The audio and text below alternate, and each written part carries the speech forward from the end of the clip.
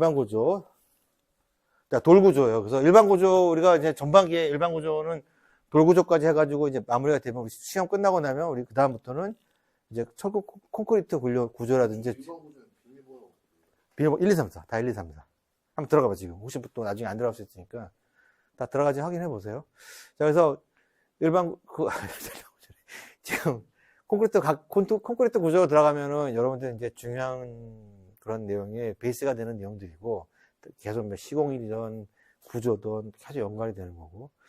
근데 오늘은 이제 돌 구조인데, 가장 중요하지 않은 구조예요. 그래서, 아주 뭐, 어렵지 않게, 내용은 좀 많을 수 몰라도, 실제로 중요한 내용은 그렇게 많지 않으니까, 그리고 실제로 여러분들 제가 이제, 내용, 이게 중요한지 안 중요한지는 제가 알잖아요. 그래서, 좀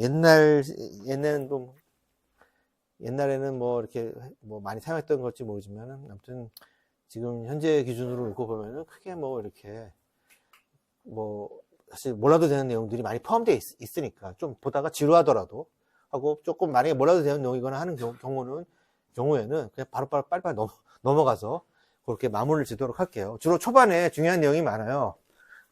돌구조, 이제 돌구조, 석재와 관련된 내용인데, 자, 돌구조는 제일 중요한 게 앞에 맨 첫째 장이에요. 장단점. 이게 제일 중요해요. 우리가 돌구조, 돌로 쌓아가지고 만든 조적구조죠. 어떻게 보면은. 그렇다라고 하는 거. 그래서 우리가 벽돌 구조도 지금 봤고, 그 다음에 블록 구조도 봤잖아요. 그냥 벽돌이나 블록을 대신에 돌을 쌓아서 만든 거고, 나머지는 다 맥락은 다 같다라고 하는 거. 뭐 시공법이라든지 뭐 이런 것들도 거의 뭐 비슷하게 돼 있고. 자, 장점과 단점을 한번 보도록 할게요. 그래서, 아유, 가서 봐. 이거 뭐야? 아, 이게 잘못되어 있네요. 그죠? 잠깐만요. 여기가 깜짝 놀랐네요. 여기 블록으로 돼 있어가지고. 이게 돌구조죠. 여기 오타가 났어요. 여기. 이게 돌구조예요. 블록이 아니라. 오타가 하나 있네요. 그래서, 자, 돌구조의 가장 큰 장점은 여기 나와 있는 대로죠. 불연성. 화재에 강하고. 그렇다고 해서 불에 강한 건 아니지만, 일단 또 화재에 강하고, 다른 거에 비해서 내구성, 오래 버티고, 내수성, 물에서, 여러분들 화장실 가면 뭘로 돼 있어요? 타일 아니면 돌로 돼 있잖아요. 다 내수성이 있기 때문에. 아니면 주방 같은 경우에도, 주방 가구 상판 같은 경우도 뭐 천연석으로 되는 경우도 있지, 그죠? 그래서 내약품성이 좋다. 뭐, 여러 가지 뭐, 약품이 묻어도 괜찮을까. 그 다음에 가장 중요한 거는 압축 강도가 높다는 거예요. 압축 강도. 압축 강도가, 돌은 어마어마해요. 압축 강도. 그래서 돌로 쌓아놨을 때, 예를 들면 뭐 파르테논 신전이든 뭐든, 그 돌로 쌓아놨을 때 어마어마한 규모의 이런 건축물이 나오는 거죠. 압축 강도가 크기 때문에, 뭐, 망호성도 좋고. 그 방서적이다. 방서. 이건 조금 약간 이해하기가 좀 어려울 수 있어요. 근데 어쨌든 여러분 환경 시간에 이제 환경이라고 하는 팀에서 보면 방서적이다. 추위도 막고 더위도 막는다. 그냥 그렇게 생각하세요. 일단 이거를 설명하려면 좀 어려워요. 어려운데 어쨌든 이제 이렇게 생각하면 되죠. 그 자체가 이제 단열 효과, 열 차단 효과가 있다는 얘기예요. 그러니까 밖에서 뭐 이렇게 햇빛이 일사가 들어와도 안으로 들어오는데 시간이 걸린다는 얘기죠. 우리 저번에 타임렉 얘기했잖아요. 타임렉. 시간이 걸리기 때문에 안은 시원한 거예요. 반대로 천천히 이게 밤에는 그 열이 나오니까 일교차가 심한 경우에는 또 추위도 막아줄 수가 있는 거죠. 아주 낮에 저장했던 열이 밤에 나오니까 뭐 그런 의미라고 보면 될 것 같아요. 방서, 그러니까 추위와 더위를 우리가 극복할 수 있다. 돌로 하게 되면 뭐 그런 의미로 보면 되고, 사실 조금 이제 정확한 그런 건 아니고 상황에 따라서 달라질 수도 있어요. 자, 그리고 또 특징 중에 하나가 종류가 다양한 거죠. 화강석도 우리나라에서 나온 화강석도 여러 가지 종류가 있죠. 뭐 포천석 있고, 뭐 마천석 있고, 또 여러 가지 화강석 종류가 많죠. 그래서 여러분 경복궁 가봐야지. 경복궁 가면은 바닥이 다 화강석으로 되어 있잖아요. 그게 화강석이에요. 일반적으로 화강석 중에서도 이제 포천석 계열 화강석이죠. 자, 그래서 여러 가지 종류가 많고, 또 돌이라고 하는 건 어떻게 가공하냐에 따라 달라요. 표면 가공을 어떻게 하느냐. 뒤에 나와 있지만 미리 설명을 하면 표면 가공을 내가 뭐 정우로 할 건지, 도드라망치로 할 건지, 아니면 뭐 쇠매로 할 건지, 그거에 따라서 거칠기가 다 달라져요. 아니면은 물로 가는 경우죠. 물갈기. 그리고 돌 같은 게 반짝반짝한 경 반짝반짝한 돌도 있잖아요. 광택이 나는 돌도 있죠. 그거 다 가른 거, 물로 가른 거예요. 그래서 물갈기를 하는 경우도 있고, 또 여러분들 어디 가면 저기 사우나 같은 데 가면은 바닥에서 잘 안 미끄러지, 화강석으로 보통 많이 되어 있는데 잘 미끄러져요, 안 미끄러져요? 안 미끄러지잖아. 왜 그러냐면 표면에다가 뭐 우리가 버너구이 가공을 하는 거야, 버너구이. 버너라고 하는 불, 화염 가공을 해요. 이렇게 불을 하면은, 화염 가공을 하면은 그 안에서 이렇게 그 돌 안에 입자들 중에서 이렇게 서로 팽창 계수가 다르기 때문에 많이 팽창되는 그런 입자들은 튀어나와요. 튀어나오면서 거칠거칠하게 해야 되거든요. 그래서 뒤에 설명하겠지만은, 자, 어쨌든 여러 가지 그런 색조랑 광택을 내가 뭐 조절할 수 있다 그런 내용이고, 이게 장점이고. 그래서 여러분들 만약에 돌에 대해서 시험 문제가 나온다면 뒤에서 나올 게 별로 없고, 그냥 장단점에서 나오는 거예요. 자, 단점은 뭐냐, 단점. 그럼 장점. 단점이 하나 있어요. 단점이 하나인 게 아니라 여러 가지가 있는데, 단점은 일단은 인장 강도가 거의 없다고 보는 거예요, 돌은. 그러니까 그 얘기가 뭐냐면, 이렇게 쇠매로 치면, 여러분들 돌이 압축 강도에 보통, 그림으로 보는 게 좋겠죠, 그죠? 이렇게 정으로 쐐기를 박아놓은 다음에, 이렇게 중간중간에다 쐐기를 박아놓은 다음에, 쇠매로 딱 쳐버리면 돌이 쫙 갈라져요. 치면 안 들이고. 우리, 뭐 석상 조각할 때도 이게 다 인장력이 약하기 때문에 우리가 조각을 할 수가, 돌로 조각할 수가 있는 거예요. 누르면 갈라지기 때문에. 이렇게 갈라져요. 인장력이 거의 우리가 역학적으로 보면 인장력은 거의 없다고 보는 거, 없다고. 그냥 저 정도의 인장 강도면 그냥 의미가 없는 거예요, 의미가. 그래서 인장 강도가 약하기 때문에 넓은 우리 보호 부재를 사용할 수가 없는 거잖아요. 그냥 똑 부러지니까. 그래서 분들 차력하시는 분들, 이게 넓은 돌 갖다 놓고 탁 자르면 잘라지잖아요. 그게 다 인장 강도가 약하기 때문에 하는 거예요. 그렇고, 무겁잖아요, 무거워. 여러분들, 외부에다가 돌 붙이시는 분 있어요. 석공하시는 분들. 엄청 고생한단 말이에요. 그냥 무겁고, 그리고 자재도, 그라인더 갈아서 먼지 다 씌워지고, 무겁고, 가공하기 어렵고. 가공하기 어려우니까 공사기간도 길어지고, 공사기간 길어지니까 공사 비용도 많아지고. 그래서 석공사가 상당히 어려운 공사 중에 하나예요. 그래서 그렇다라고 하는 거. 아까 같은 건 인장력이 약하기 때문에 일체식으로 쓸 수 없고, 일체식으로 하기가 어렵다는 거죠. 조적식으로밖에 안 되는 거. 자, 이런 내용들이 있다. 그래서 석공사의 장점, 단점이 있고, 자, 그럼 석재 종류가 뭐가 있냐? 여기서부터 막 지루하기 시작해요. 그래서 여러분 그냥 포인트만 볼게요, 포인트. 석재는 대개 화성암, 변성암, 수성암, 변성암. 보통 화성암 중에서, 화성암이라고 하는 거는 우리 그거예요. 화산 활동에서 만들어진 걸 화성암이라고 하고, 그게 땅 속에서 오랫동안 그 화성암이, 대표적인 화성암 뭐가 있어요? 제주도 가면 제주도 있잖아요. 현무암 같은 거 있잖아요. 그거는 진짜 화성암인 거고, 그런 화성암들이 땅 속에서 오랫동안 압력을 받아가지고 만든 게 바로 뭐예요? 화강암. 우리나라는 땅만 파면 다 화강암이 나오잖아요. 그러니까 우리나라가 땅이 옛날 땅이잖아요. 오래된 땅이에요. 그게 왜냐면 땅 자체가 바로 제주도는 만들지 얼마 안 된 땅이고, 우리나라는 아주 옛날에 만들어진 땅이었다는 그런 뜻이에요. 화강암이 많다는 거는. 자, 그런 거고. 그래서 다른 거는 화성암이 뭐가 있고, 화성암의 대표적인 거는 화강암이다 정도는 보면 되고, 나머지는 사실 뭐 몰라도 상관없어요. 안산암이 좀 이제 검은색으로 되어 있고, 네, 뭐 이런 건 당연히 우수하고, 경도 강도가 우수하고. 자, 수성암이 뭐냐면 수성암은 우리 주로 강바닥에서 만들어진 거. 강바닥이라든지 바다에서 만들어진 게 퇴적물이 쌓여가지고 만든 게 수성암이에요. 물속에서 만들어진 거죠. 대표적인 거 뭐 있어요?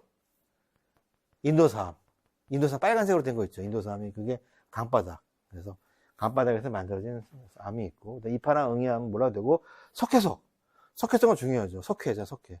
석회성은 옛날에 산호초 있죠. 산호초라든지 이런 플랑크톤이 옛날에 바닷속에서 가라앉아가지고 만들어지는 게 석회석인데, 저게 뭐의 원료예요? 시멘트 원료죠, 시멘트. 여러분 강원도 저기 어디예요? 정선이나 단양 이런 데 가면은 석회석 동굴 있잖아요, 동굴. 거기 보면 다 시멘트 공장. 지금은 많이 없어졌지만 시멘트 공장들이 많아요. 다 석회석 가지고 만드는 거예요. 시멘트 만들 때. 우리나라는 석회석이 굉장히 많죠. 자, 요 석회석이 그렇죠. 석회석이 조금 변성이 된 게 중에 좀 괜찮은 게 라임스톤이라고 들어오는 라임스톤. 라임스톤도 대표적인 이제 그 석회석이라고 석회석. 라임스톤. 그 라임스톤이 조금 더 압력을 받아가지고 만든 게 바로 대리석의 대리석. 여러분 대리석이 많이 들어봤죠? 대리석은 뭔지 알죠? 대리석은 우리 보통 마감재 쓸 때 대리석 쓰잖아요. 대리석의 종류는 어마어마하게 다양해요. 뭐 색깔도 다양하고. 보통 어디서 많이 나요, 대리석? 우리나라에 대리석 나나요? 우리나라에 대리석 없죠. 그죠? 대리석 주로 저쪽 지중해 쪽에 많죠, 지중해. 뭐 스페인이라든지, 뭐 이탈리아, 어떻게 대리석이다라고 하는 거예요. 그래서 그거, 어쨌든 이런 것들이 변성에 대한 게 변성암이에요. 그래서 석재 종류는 이렇게 있다라고 하는 거예요. 그래서 다른 거는 몰라도 화강암 정도만, 화강암이랑 뭐 석회석 정도만, 뭐 변성암 중에 대표적인 게 대리석에 있다. 가장 많이 사용하는 그런 석종이에요. 여기서 하나만 더 보면,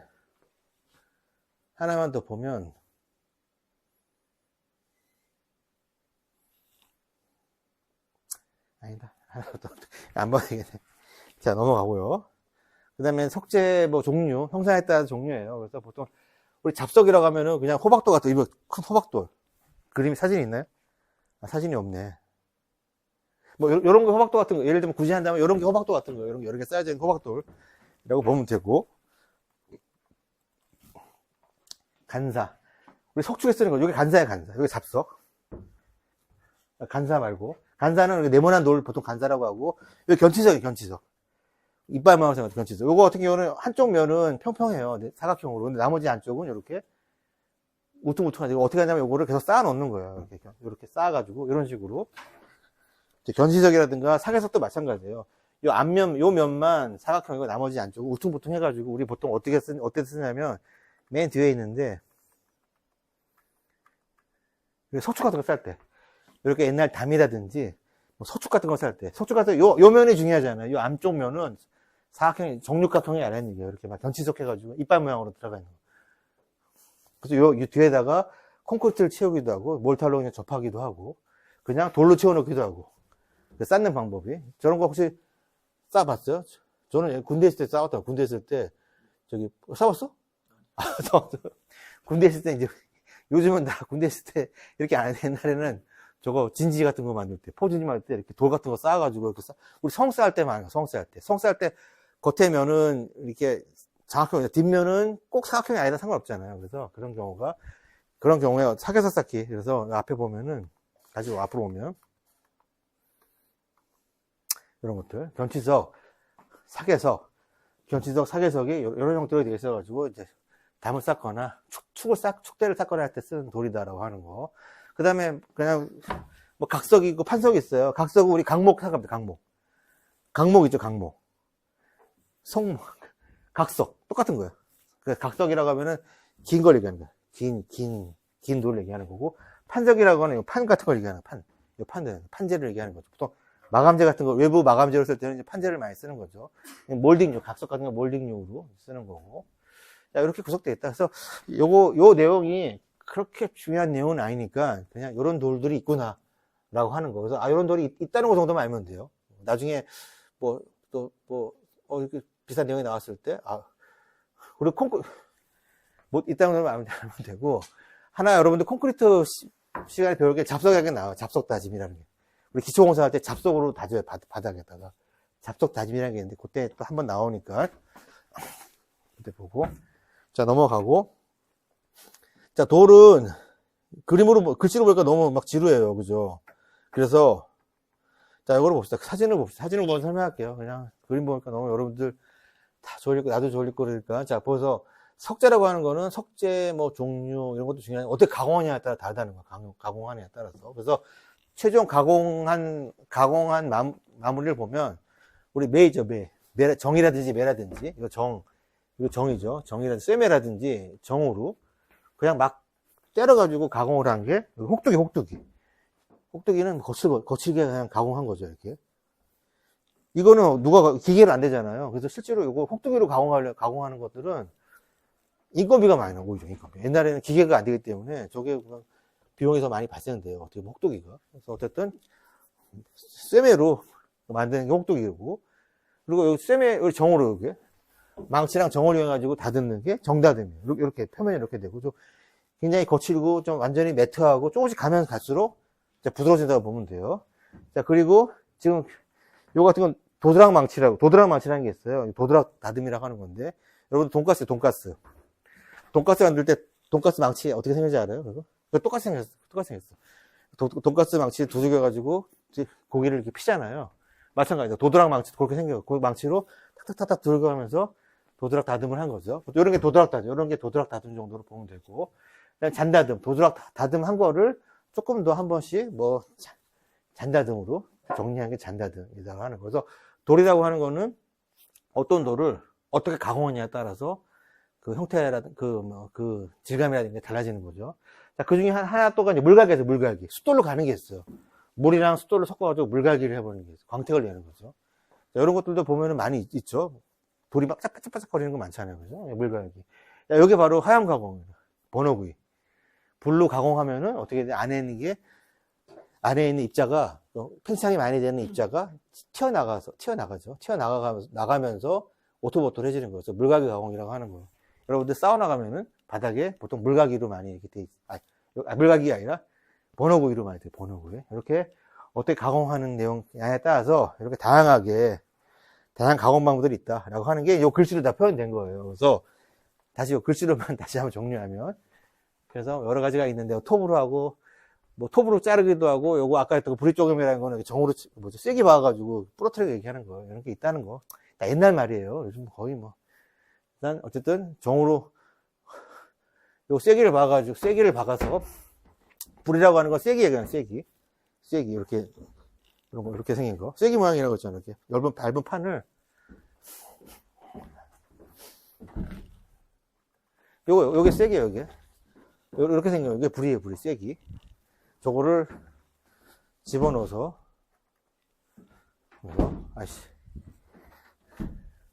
한다. 그래서 보리조개나 통깨기 갖고, 아까 얘기했던 것들은 혹독이, 매로 다듬은 거, 혹독이 매다듬, 정으로 정다듬, 줄정다듬이라는 거는 뭐 어떤 방향을 이렇게 하는 거고, 뭐 이런 까지 알 필요는 없고, 정다듬, 혹독이, 매다듬, 자, 이런 것들이 있고, 한번 읽어보면 되고, 그 다음에 조금 더 부드럽게 하는 게 도드락 다듬, 잔다듬, 더 부드러운 게 번호다듬, 번호구이, 완전히 광택이 있는 게 물갈기다라고 하는 거. 그래서 내용들은 한번 읽어보세요. 그래서 이 정도의 그레이드로 움직이는구나 라고 하는 거, 숫돌로 가는 거죠. 자, 이렇게 해서 가공하는 방법에 따라서 나눠진다는 거 사진으로 봤고, 자, 이제 돌 쌓기 봅시다. 돌 쌓는 방법들은 뭐 여러 가지가 있겠죠. 있는데, 우리가 그냥 막 쌓는 방법. 우리가 지금 돌을 그냥 기존에 있는 자연에 있는 돌을 그냥 갖다 쌓는 방법이 있고, 그거를 어떤 형태로 만들어 쌓는 거, 그런 차이예요. 그래서 다듬기 정도에 따라서 그냥 돌을 내가 그냥 기존에 있는 주워온 돌을 그 모양 그대로 쌓는 방법이 있고, 거치돌 쌓기. 자, 그거를 사각형 방으로 잘라가지고 쓰는 방법이 있다는 얘기. 다듬기 쌓기. 다듬은 정도에 따라서 거치돌 쌓기랑 다듬돌 쌓기가 있다라고 하는 거. 그 말이에요, 다. 말은 그게 돼 있지만 뭐 일정하게 다듬은 거 쌓는 거, 어떤 형태를 만들어 쌓는다는 얘기예요. 네모나게 쌓아서 만드는 거. 당연히 이쁘겠죠. 그래서 다듬기 정도에 따라 이렇게 나눌 수가 있고, 그리고 줄눈의 배열에 따라서 이렇게 쌓을 수 있다는 거죠. 바른층 쌓기, 허튼층 쌓기, 허튼 쌓기가 이런 거죠. 이런 게 허튼 쌓기, 막 쌓기. 허튼 쌓기. 자, 그래서 바른층 쌓기랑 층지호 쌓기는 뭐냐면, 바른층 쌓기랑 이렇게 바른층 쌓기예요. 바른층 쌓기는 가로랑 세로가 직각, 일직선. 뭐 말은 되게 어렵게 돼 있어요. 뭐 동일한 거, 수평줄눈 일직선, 수평줄눈이랑 뭐 한 큐의 높이가 모두 동일한 거. 동일하고 수평줄눈 일직선. 높이가 같잖아요, 다. 한 큐의 높이가 다 같아요. 결국에 무슨 얘기냐면, 자, 직각으로 돼 있는 게 바로 바른층 쌓기라고 하는 거고, 허튼층 쌓기는 부분적으로만, 자, 이렇게 몬드리안 패턴처럼 부분적으로만 가다가 잘리기도 하죠. 여기 허튼층 쌓기다. 이렇게 부분적으로 수위되고, 자, 요거 층지호 쌓기는 특정한 부분에만 중간에 가다가 띄어서 세 줄에 한 번씩, 뭐 두 줄에 한 번씩, 그죠? 2, 3큐마다 수평줄눈 일직선 되는 게 층지호 쌓기다. 그리고 허튼 쌓기는 막 쌓기랑 똑같은 거죠. 이렇게 있다. 뭐 이거를 왜 구분했냐. 어쨌든 이렇게 책에 교재, 여러분들 나오는 교재에 이렇게 구분이 되어 있기 때문에 사실 뭐 아주 중요한 그런 건 아니에요. 그러니까 여러분들이 돌쌓기는, 돌구조는 이렇게 쌓는 방법이 뭐 줄눈에 따라서나 아니면은 그 돌을 어떻게 가공에 쌓느냐에 따라 몇 가지 방법이 있구나. 라는 거 하는 거를 있다는 거 정도만 그냥 알아도 될 것 같아요. 그죠? 말이 더 어렵단 말이에요. 말이 어려워. 그죠? 그림으로 보면 좀 훨씬 쉽죠. 자, 그래서 여러분 그냥 넘어가고. 그 다음에 줄눈 같은 경우도 이제 맞댄 줄눈이, 맞댄 면이라고 하는 거는, 그래서 그 전에 항상 우리가 시공하기 전에 어땠어요? 우리가 블록 시공할 때도 시공도를 미리 그려보잖아요. 여러분들이 도면을 현장에서 내가 미리 한번 쌓아보는 거예요. 도면 상태로 쌓아보는 거예요. 그래서 들어가는 철물이라든지 이런 것들 다 확인해서 쌓는 거죠. 그게 이제 시공도예요, 시공도. 돌 나누기라는 건 내가 쌓을 거를 미리 한번 나눠보는 거예요, 나눠보는 거. 그래서 돌 나누기랑 시공도를 먼저 작성하고, 그리고 나서 한다. 그냥 막 쌓는 게 아니라. 근데 여러분들이 나중에 도면 그릴 때, 이거 다른 얘기지만, 우리가 이제 건축 도면에서도 화장실 인면도는 그려줘요. 원래 내부 인면도는 건축 도면에서 안 그리는데, 화장실만 도면을 그려줘요. 인면을. 왜 그러냐면은, 이게 바로 시공도예요, 시공도. 돌 나누기. 타일이 어떻게 붙였는지를 알아야 될 거 아니에요. 그렇지 않으면은, 타일 작업하시는 분은 마음대로 쌓는단 말이에요. 내 마음대로. 그럼 물어본단 말이에요. 이렇게 쌀까요? 저렇게 쌀까요? 뭐, 보통 통준으로 쌀까요? 아니면 막힌 줄로 쌀까요? 아니면 세로로 쌀까요? 가로로 쌀까요? 뭐 어떻게 물어봐요. 그러면 알아서 잘 해줘요. 해주는데, 그래도 도면을 사실 그려주는 게 맞아요. 왜냐면 그 줄눈이라든가 시공도를 어떻게, 스타트가 어디서 하고, 이런 것들을 알려줘야지 않으면은 안 되거든요. 사실 원래 원칙은. 그거예요. 돌라는 게 시공 작성한다는 게 도면으로서 그려라, 미리. 뭐 그런 의미로 보면 될 것 같고.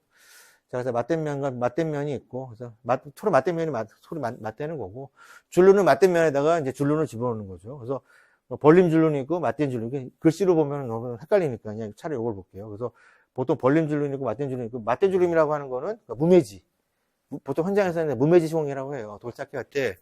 여러분들은 돌과 돌 사이에 매지, 줄눈이 있는 게 좋아요? 없는 게 좋아요? 여러분들 사이는 어때요? 외부에다가 만약에 돌을 쌓을 때는 이게 기능적으로 필요해요. 물이 이렇게 스며들어올 수 있기 때문에 외부에다가 돌을 쌓을 때는 줄눈이 무조건 있어줘야 돼요. 뭐 없을 수는 없어요. 없을 수는 없고. 근데 내부에서 쌓을 때는 물에 뭐 영향을 안 받기 때문에 아예 매지가 없이 할 수, 무매지로 시공하는 경우도 많아요. 무매지가. 그리고 돌이 만약에 거친 돌이야. 아까 했던 것처럼 뭐 호박돌까지는 아니지만은 뭐 정다듬을 가지고 좀 거친 돌을 쌓을 때는 상대적으로 줄눈이 더 두께가 커야겠죠. 작으면은 이상하잖아, 그지? 그리고 반대로 내가 아주 물갈기를 해가지고 아주 광택이 나는 그런 거나 아니면은 진짜 거의 광택에 가까운 그런 살짝 매트한 그런 느낌의 돌을 쌓을 때는, 외부에 쌓을 때는 줄눈을 상대적으로 작게 하는 게 더 낫겠죠. 그 얘기 하는 거예요. 그래서 돌쌓기. 맞죠? 줄눈에 뭐 이렇게 사이즈가, 두께가 있는데 이거는 뭐 큰 의미는 없고, 거친 돌은 좀 두껍게 하고, 좀 평평한 돌은 얇게 하는 게 모양상 보기 좋다라고 하는 거고, 그리고 아예 무매질 하는 경우도 있고, 그리고 기능적으로는 당연히 줄눈이 있어줘야 돼요. 그래서 요것도 이제 치장줄눈 관련된 거예요. 여기 맞댄 줄눈, 뭐 실줄눈, 평줄눈, 민줄눈, 둥근줄눈, 빗줄눈, 역줄눈, 뭐 이렇게 내미줄눈 이렇게 있다라고 하는 거. 그래서 이거는 모양으로 보면 여러분들이 알 수 있는 거니까. 그래서 줄눈에 관련된 내용들은 이 정도로 보면 될 것 같고요. 그 다음에 요거는 철물이에요, 철물.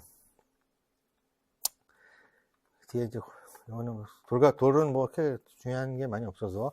자, 접합용 돌과 돌을 우리가 쌓을 때는 몇 가지 철물들이 있는데, 그거 얘기하는 거예요. 요게 촉이에요, 촉. 여기다 요 위에다가 돌을 하나 쌓을 거 아니에요, 이렇게? 요거 동영상이 없어. 동영상이 있는데, 그건 여러분들 나중에 시공 시간에 보면 되고, 돌 이렇게 쌓아야 되잖아요, 그죠? 이렇게. 그랬을 때, 여기 구멍을, 여기 드릴로 뚫어요, 먼저, 드릴로. 여기를 뚫어가지고, 이게 흔들리면 안 되잖아요, 흔들리면. 그러니까, 여기다가 촉을 하나 드릴로 뚫어서 촉을 하나 얹혀놓고, 여기도 드릴로 뚫어. 그냥 같이 이렇게 얹혀놓는 거예요. 그럼 이게 옆으로 흔들리지 않잖아요. 그 역할을 하는 게 촉이고. 자, 요거는 지금 꺽쇠 같은 경우는, 양쪽에 붙어있는 거. 요거를 꺽쇠를 여기에다 집어넣고, 그리고 여기다 몰타를 바르는 거예요. 몰타. 마찬가지로. 몰타를 고정하는 거예요. 그거다. 그래서 촉이라는 게 있고, 뭐 이런 원형모각 이런 걸 쓴다 하는 건, 원형모각 이거는 여러분 철거 시간 나오는, 철근 살 때 나오는 내용들인데, 본강 중에 한 종류예요. 9mm, 10mm.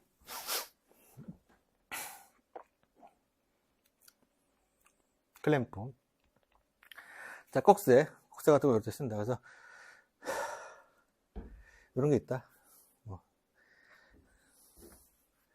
그 외에, 여기 벽이 있을 거 아니에요? 여기 지금, 이쪽 안쪽에 벽에다 붙인 거니까. 이 벽에다가 고정하는 방법인데, 그거 이제 연결철물이에요. 벽에, 중간중간에 벽에다가도 연결할 때 쓰는 고정 철물들이 있다.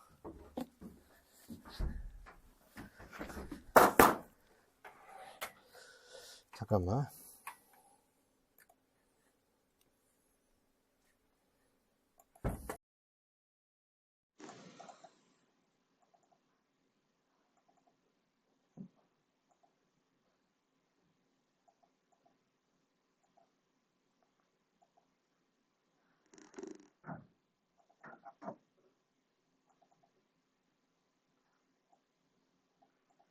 신기하다.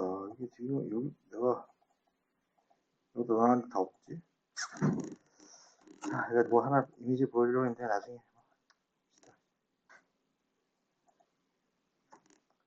넘어가고. 연결청을 해도 있어요. 벽에다 고정한 중간중간에, 여기랑, 기존의 그 메인진 여기랑 마감재 사이에다가 연결하는데, 연결청을 내가 하는 게 있고. 아까 얘기했지, 뱀이랑 쐐기 같은 경우는 이렇게, 돌을 쪼갤 때 쓰는 거죠. 쪼갤 때 쓰는 거. 그리고 중간에 여러분들 돌이라는 거 무겁잖아요. 그러면은 돌이 마를 때까지 이렇게 뒤에다가 이렇게 돌을 이렇게 시멘트를 산출을 하는데, 그러면 시멘트가 마를 때까지 기다려야 되거든요. 그러면 줄눈과 줄눈 사이에다가 뭐를 안겨 놓으면, 그러니까 쐐기 같은 걸 안겨 놓으면 그 돌 자체 무게 때문에 무너져 내리잖아요. 그래서 그거를 임시로 고정한다는 얘기예요. 뱀이랑 쐐기로 줄눈 사이에다가 뭐 끼워 놔가지고, 그게 뒤에 있는 그 뒷발에 있는 그 시멘트가 굳을 때까지 임시로 고정해 준다는 얘기예요. 하고 이런 접한 철물들이 있고, 자, 그리고 뭐 사크에 대한 일반상이, 요거 사실 뭐 여러분들 뭐 석재를 우리가 쌓을 때 뭐 일반적인 그 내용, 일반상이 있는데, 사실 여러분들이 이 내용까지는 몰라도 되는데, 그 상황 보니까 내용이 책에 있는 거니까. 그래서 일반상으로 보면은 우리가 논리적으로 뭐 암기하고 그냥 논리적으로 생각해 보면, 우리가 도를 운반할 때 기준이 뭐 장비를 쓰던 뭘 쓰던 큰 거를 기준, 도로에 크게 사이즈가 여러 가지가 있어요. 큰 거를 기준으로 장비를 뭐 인계하는 게 좋아요? 아니면 작은 거 기준으로 해야 돼요? 큰 거 기준으로 해야겠죠. 그래야지 작은 것도 옮길 수 있어요. 그 얘기예요. 그래서 우리가 돌이라든가 이런 것들을 운반하고 할 때는 그 사이즈 큰 걸 이용해요. 그래서 돌 같은 거 여러분들이, 그래서 돌을 보통 이렇게 조그만 600각짜리 보통 많이 쓰는데, 어떤 경우는 이거는 원소로 쓰는 경우도 있어요. 여러분 아까 호텔 했지만, 우리 잠실에 삼성동에 있는 파카 하얏트 호텔에 1층에 가보면 큰 원소 동아리 하나 있어요. 그리고 욕실에 가도 벽 자체가 하나의 이렇게 큰 원소로 돼 있어요. 그럼 어떻게, 그게 가장 큰 문제가 뭐예요? 그 큰 걸 어떻게 운반할 거예요? 엘리베이터로 운반할 거예요? 뭐 어떻게 운반해요? 리프트로, 공사 처음 할 때 외부에서 가지고 들어오는 거예요. 내부에서 운반이 안 되고, 외부에서 리프트 장비를 가지고 몰려서 하는 거예요. 어쨌든 그런 고려를 하는 운반상의 제한을 고려할 때 TDS를 고려해서 해야 된다는 거. 나중에 후시공이 안 되는 거죠. 후시공 할 때 아예 그냥 그거는 갖다 넣어놔야 돼요. 어쨌든 그런 의미고, 당연히 압축강도 인장강도 약하다. 그런데 쓰지 말라는 거. 불에 강하니까 쓰고. 그러니까 열에 강하지 않는 것들도 있어요. 그러니까 돌 중에서 열에 강하지 않는 게 뭐가 있어요? 아까 화강석은 불로 보면은 튀어나오잖아요. 화강석은 열에는 강하지 않는 걸로 되어 있어요. 그래서 열에 특별히 강해야 되는 그런 데서는 그런 거 쓰지 말라 그런 내용이고, 속재를 쓸 때도 균일한 거 써라. 가지고 쓸 때 균일한 거 당연하고 해서 일반 상황이 일반 상황이 제일 중요하고, 자, 쌓을 때는 척결 쌓기, 뭐 연계 고정을 설치하고 양생, 확공 또는 쌓는 과정에서 들어가는 일반 상황이죠. 척결 쌓기 할 때는 뭐 한다? 새로 그렸어. 기억나요? 새로 그렸어. 어떻게 새로 그렸어가지고 실 띄워가지고 수직으로 맞춰야 되니까 그 얘기예요. 새로 그렸어도 실로 띄워가지고 쌓고 연결 촉을 설치하고 이건 양생이라는 거예요. 양생이라는 게 뭐예요? 양생이라고 하는 거는 시멘트가 붙는 걸 양생. 구울 때까지 하는 구울지를 가져온 양생이라고 해요. 그러니까 우리가 건식공법이 아니라 수직공법 할 때는 그 뒤에 시멘트라든가 이런 모탈이 굳어야 돼요. 그건 양생을 해요. 그때 양생할 때 어떻게 하나? 치면 안 되니까 보양을 하는 모양. 양생할 때는 모서리 되니까 보양을 한다. 내가 아까 축구공, 연결축구공 이런 것들 아까 얘기했고, 다 똑같은 얘기예요. 그래서 몰탈 같은 경우도 5번의 몰탈 같은 경우 뒤에다가 몰탈을 내가 돌과 벽 사이에다가 채워놔야 되잖아요. 사실 몰탈이라는 뜻이고, 일단 배합색이 아까 얘기했고, 작업하다 보면 머리 깨지는 경우가 있죠. 깨지면 어떡하지 하잖아요. 깨질 때는 뽕도 붙여도 돼요. 우리가 그냥 결국 모서리가 좀 깨졌으면 그거를 갖다 보면 너무 아깝잖아요. 모서리 좀 깨진 것 때문에. 그래서 도 같은 경우는 그거를 못 본으로 붙인 다음에 그라인더로 갈아가지고 쓴다는 거. 깨진 거. 그리고 마지막에 여러분들 그 돌을 하다 보면은 손에 막 시멘트 장을 묶고 하는 경우가 많아요. 그런 경우 어떻게 하냐면 묽은 영상으로 닦아낼 수 있다.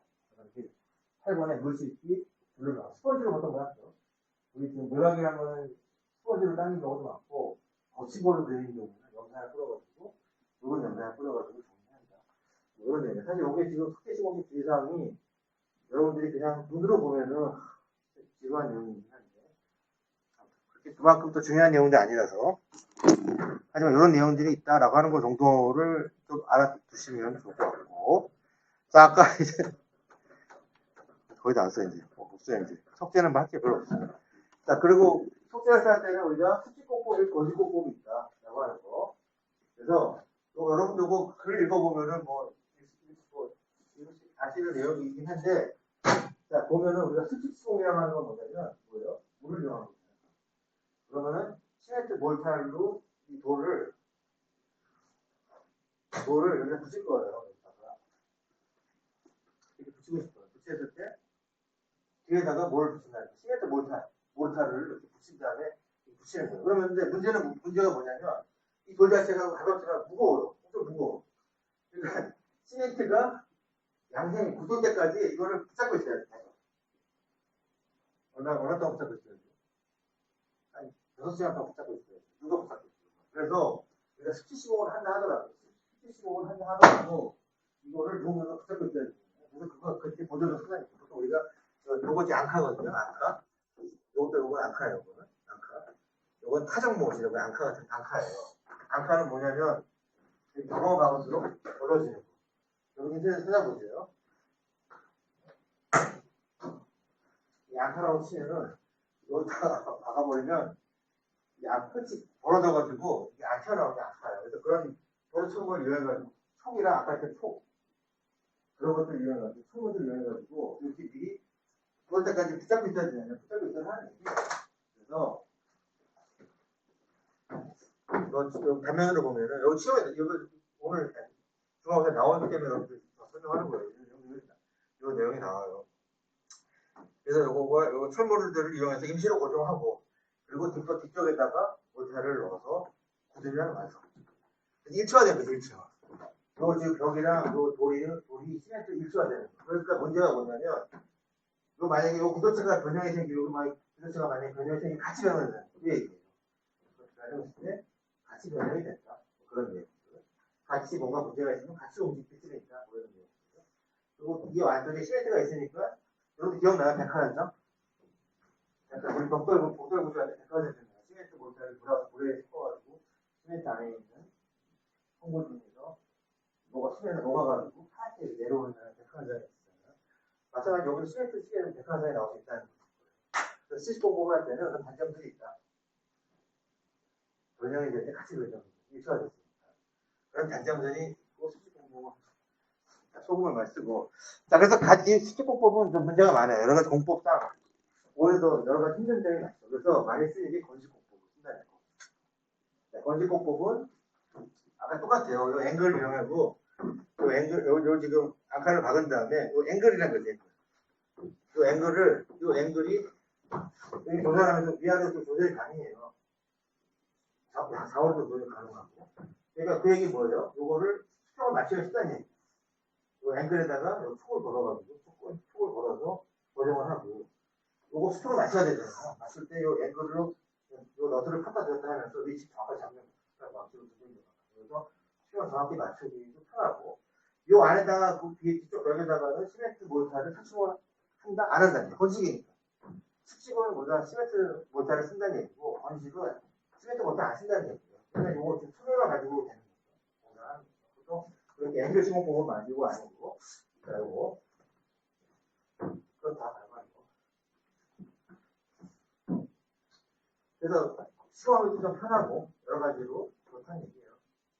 고층 건물은 얘기하고 사출하지 않고, 몰타를 사출하지 않고, 초면만 가지고 이용해서 확대를 공부하는 방법이 건식 공법이라고 하고, 단점은 뭐냐, 단점 이런 거 있어요. 가끔씩. 여러분 술 먹고. 어떤 그거 봤는데, 엘리베이터 홀이 여기 이제 도로 마감이. 저건 그게 아니라, 누가 술 먹고 싸웠어요. 돌을 끊었어. 아무튼, 했는데 부서집니다. 아까 차량까지 있죠. 차량까지 돌이 끊어질 거지 않는데 봤어요. 그렇다 파손이 될 수 있다. 건식을 하게 되면 여기 공간이 있으니까 파손될 수 있다. 충격으로 파손될 수 있다. 라고 하는 거. 그런 내용이 있고. 여기 GPC 공법이라는 게 GPC. 뭐냐면, 우리 고프집 만들 때, 여러분들, 고프집 만들 때,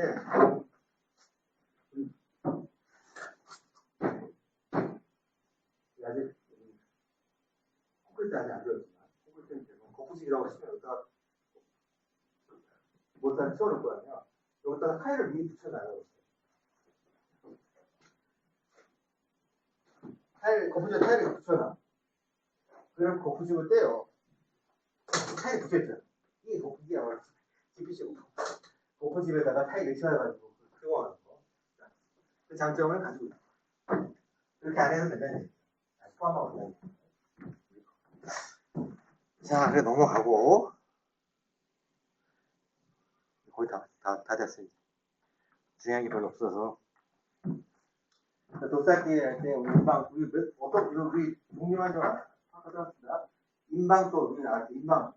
우리 조덕구에서도 인방 했었죠. 창 위쪽에 가로지르는 형 부재가 인방도.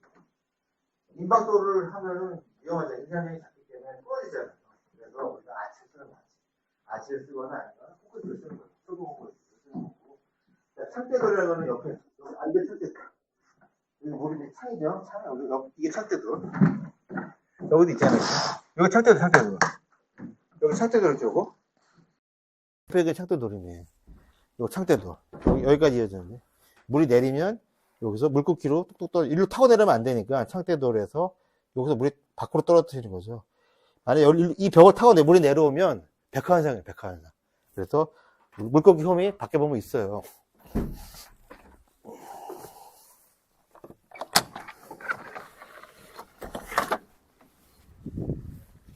여긴 없네. 여긴 없는데 있어야 돼요, 원래. 물끓기 홈이 창대 석재. 그게 창대 밑에다 대는 거, 창대돌. 그 옆에다 대는 거, 이게 샘돌. 옆에다가 이 옆쪽에다 대는 거, 창을 대야 되잖아요. 옆에다 대는 게 샘돌이라고 하는 거예요. 그래서 뭐 이 명칭에 대한 것만 여러분들이 좀 이해하면 되고, 문지방돌은 우리 제로블리드. 여기 뭐 제로블리드 없지만 여기 제로가 연속이, 여기는 이제 금속 하나 박아놨죠. 밑에 보면 금속이 하나 자로지르가 있는데, 여러분들 집에 화장실 같은 데 가보면은 문턱이 있을 거야, 화장실에. 그게 다 인조대적으로 되어 있는데, 그냥 돌로 해도 돼요, 돌로. 그게 단차가 있을 때 쓰는 게 바로 문지방돌이에요. 도어실이라고 보통 해요, 도어실. 윈도우실, 도어실. 명칭.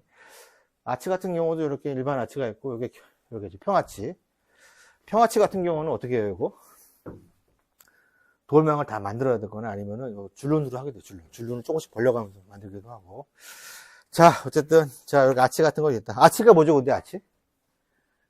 아치? 수평에서 내려오는 하중을 인장력이 아니라 압축력으로 바꿔가지고 계구부를 조성하는 그 형태를 보통 우리가 아치라고 하는 거죠. 아치가 누가 만들었어요? 누가 제일 먼저 쓰기 시작했죠? 우리 서양 건축사 시간에 이제 배우잖아요. 로마 사람들이. 그래서 아치를 개발한 사람. 아치를 만들어서 사용한 사람은 이제 머리가 좋은 거예요. 저 당시로 치면은 우리 AI 뭐 지금 하듯이 저 당시에 아치를 쓴 사람은 천재야, 천재. 내가 봤을 때는. 그리고 바퀴.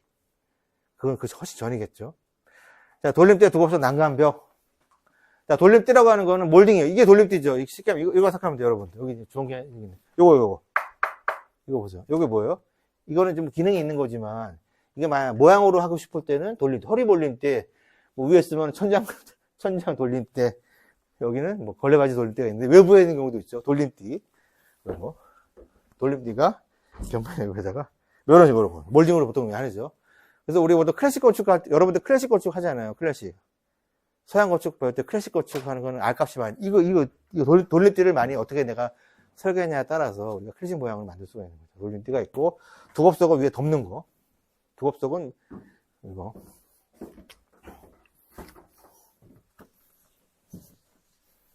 여러분 옥상 가면은 옥상에 이렇게 벽이 이렇게 되는 경우가 있죠. 이렇게. 옥상에 벽이 이렇게 돼 있잖아요.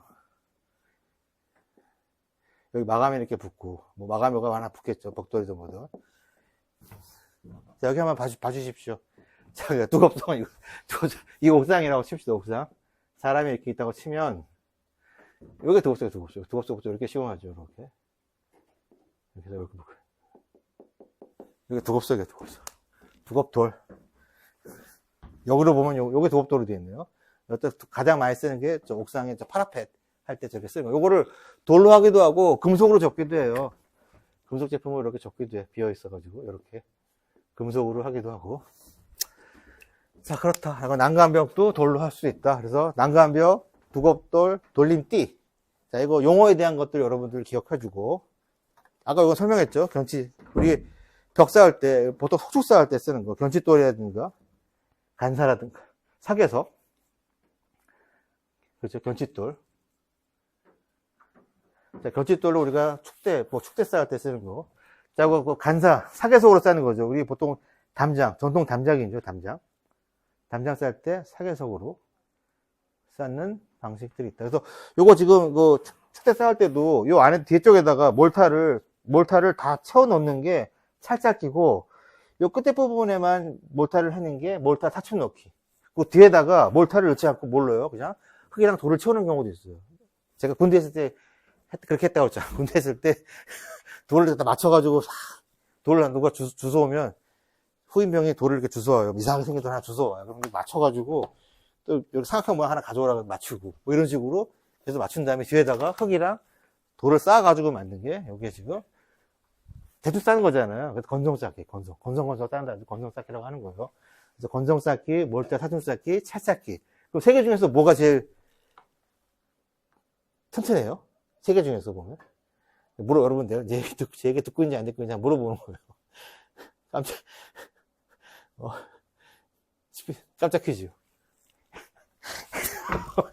그냥 아무 생각 안 하고 고기만 끄덕거리는 거 아니에요? 자, 건성 쌓기, 몰타 쌓기, 찰 쌓기 중에서 뭐가 제일 튼튼해요, 그러면? 몰탈? 찰쌓기. 몰탈도 중간 정도 되고. 뒤에다가 다 콘크리트 채운다는 거 아니에요. 얼마나 튼튼하겠어. 뒤에다가 주변에는 쓰레기 채워놓는 게 아니라, 쓰레기라든가 이런 돌 채워놓는 게 아니라, 몰탈. 그게 근데 사실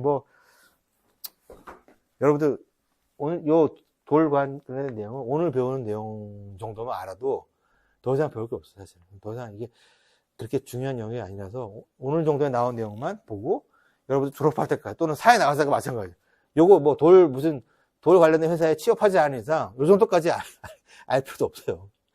그러니까 요 정도가 돌과 관련된 내용 중에서는 최상으로 한다. 그러니까 내용이 좀 지루한 게 많죠. 지금 보고 언제 또 나올지 모르는 그런 내용들이에요. 그러니까 그 정도의 어떤 그런 내용들로 구성되어 있다라고 하는 거를 여러분들 알고, 지금 보면 여러분들이, 이게 뭐지? 하겠지만, 이제 세월이 지나서 보면은, 내가 이거 왜 배웠지? 이런 생각을 할 수도 있어요. 이런 것도 있네. 라고 생각할 수도. 아무튼 그거는 이제, 손이 아는 사람끼리만 아는 거고, 여러분들은 이제 아무도 모르니까. 자, 그렇다라고 하는 거라서, 지금 여러분들, 석재와 관련된 내용들은 어느 정도, 그러니까 돌 구조와 관련된 내용들은 이제 살펴봤고, 자, 그러면은 문제. 문제가 어디가 있냐? 자, 이것도 마찬가지로 문제를 한번 어떤 문제가 나오는지 대략적으로 알려줄게요. 12시 안에 잘 끝나겠다.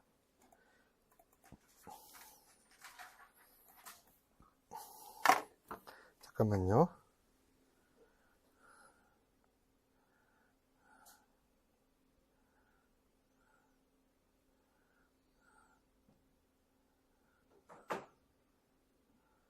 시간이 됐네. 자, 문제를 한번 봅시다.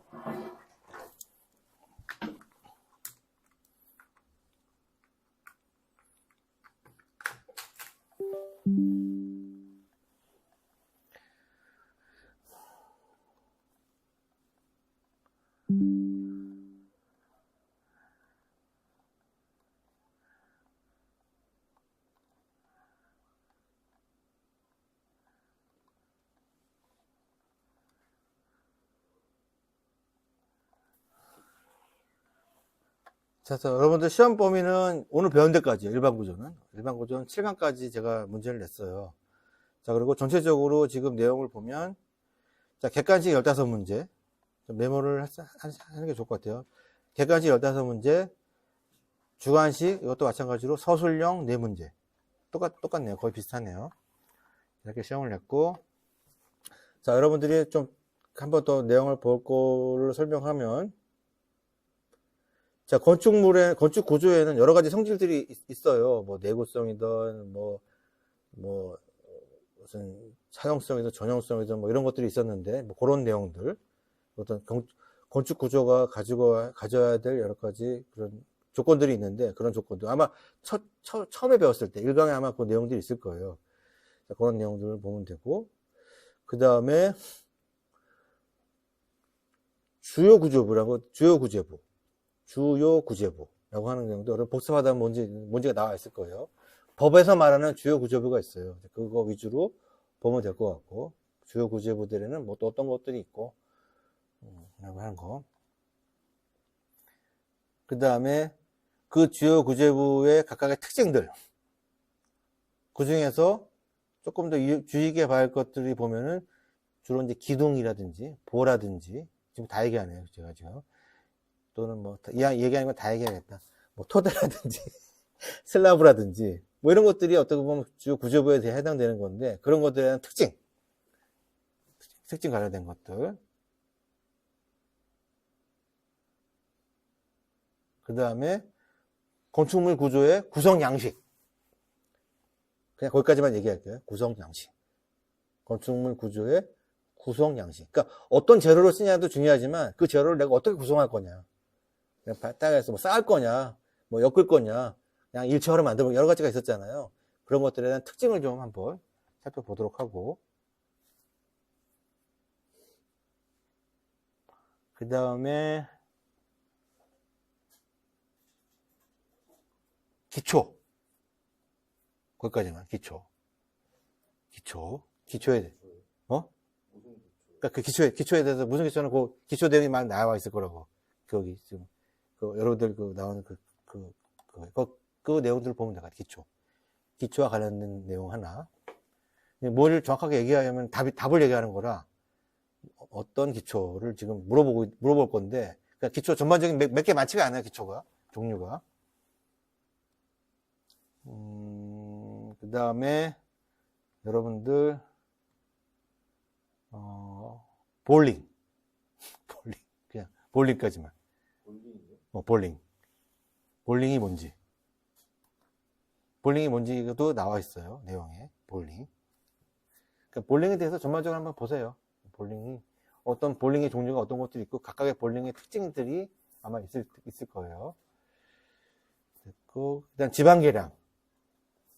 우리가 기초 관련된 지방 계량 관련된 문제.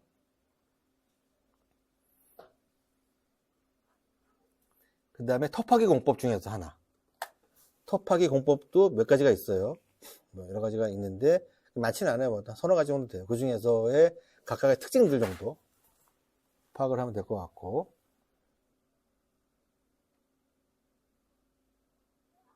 그 다음에 말뚝 있죠. 말뚝이라는 게 있어요. 말뚝. 우리가 지정 중에서 말뚝 기정이 있는데, 자, 말뚝 지정을 설치하는 공법들이 몇 가지가 있어요. 말뚝을 설치하는 공법들이 몇 가지가 있는데, 그 공법들이 아마 나와 있나 모르겠네요. 아마 안 줄 수도 있고, 아마 요 문제는 아마 없을 수도 있는데, 여러분들 내용이. 그래서 한번 찾아보세요. 또 말뚝을 시공하는 공법이 한 서너 가지가 있는데, 그 내용들에서 한번 살펴보세요. 그다음에 벽돌 쌓기. 뭐 몇 가지 종류 있었죠, 그것도. 벽돌 쌓기. 특징이라든가 이런 것들 한번 살펴보고, 뭐 어떻게 떨어지고 있죠. 그 다음에 벽돌 벽체의 구조적인 그런 제약사항들이 있었어요. 보면은 뭐 이렇게 하지 마, 저렇게 하면 하지 말라, 뭐 그런 내용도 있어요. 그렇게 해라, 뭐 이런 거. 벽돌 벽체의 구조적인 특성에 관련된 내용들 하나.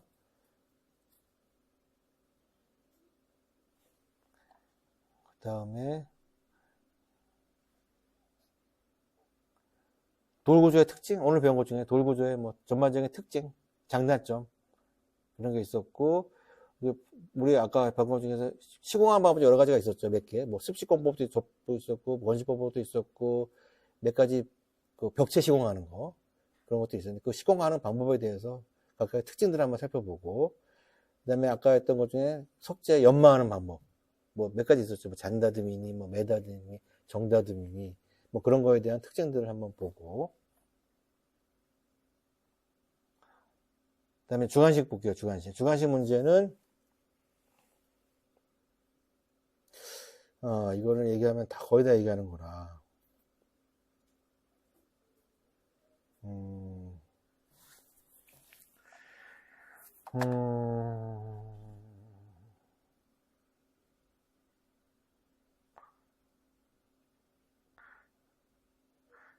자, 이렇게 얘기할게요. 그러면 전부 다 얘기하면 그러니까, 자, 구조체에 작용하는 힘, 거기까지만. 구조체에 작용하는 힘, 주관식 관련된 것들 한번 보고, 그 다음에 건축물의 구성 요소 중에서 하나.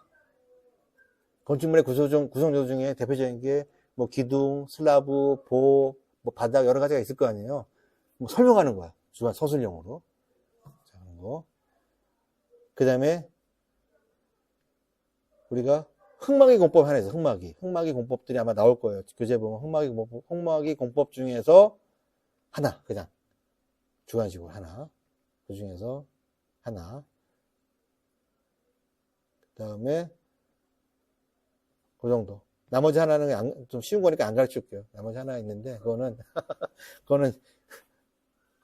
가르쳐 주면은 그냥 100%이기 때문에 너무 쉬워요. 여러분들이 그냥 충분히 풀 수 지금까지 내용 거를 다 공부했다고 한다면 내가 얘기해 준 것만 공부해도 풀 수 있는 문제예요.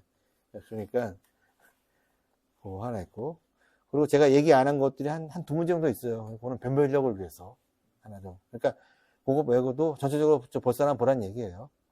자, 그렇게.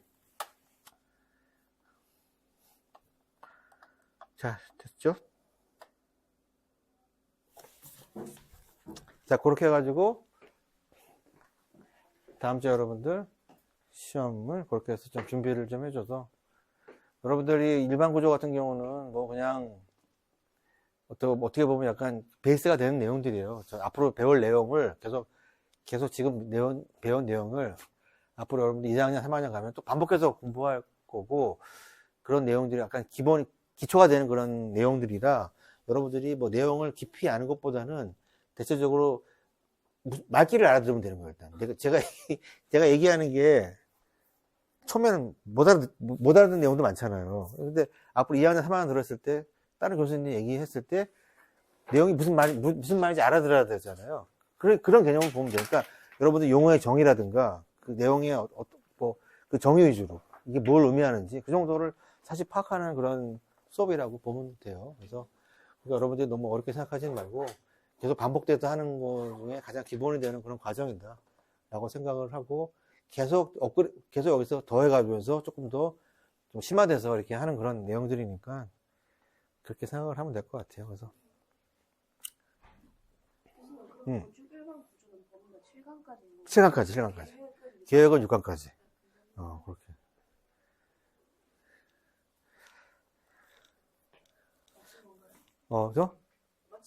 그래서 이제 질문이 없으면은 맞추려고. 질문 있으면 질문하세요. 또 다른 학생 질문.